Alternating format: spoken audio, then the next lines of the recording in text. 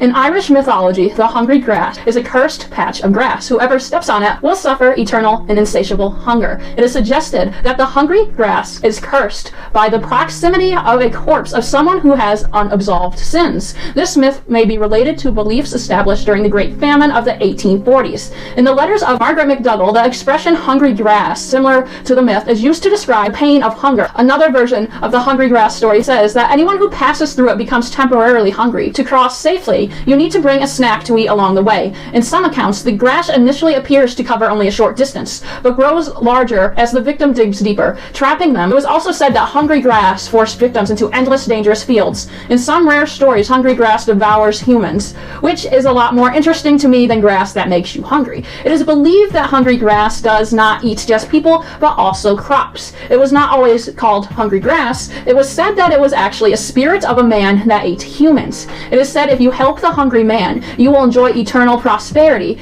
even during the worst times of famine. No one knows what the hungry man looked like, but his visits to Ireland may have given him an appearance. The legend eventually morphed into hungry grass, as some grass, if stepped on, will knock you unconscious and take your life, which has happened to many farmers and fishermen. A folkloric manifestation of historical trauma from the Great Famine would also linger in the minds of those who lived after the 1850s. This is why, in most variations of folklore about hungry grass, these effects are said to be due to a person walking on the grave or burial place of victims of the famine. It is also why, presumably, the Irish term can be more accurately translated as famine grass instead of hungry grass, a misunderstanding of true Irish tradition. Historians have argued that grass-eating people is a myth told to outsiders, as it is possible internet legend told as literal accounts, many of which are deliberate distortions of Irish culture. As always, direct sources should always be properly credited and cited, as so many so-called stories are actually artifacts of mistranslation.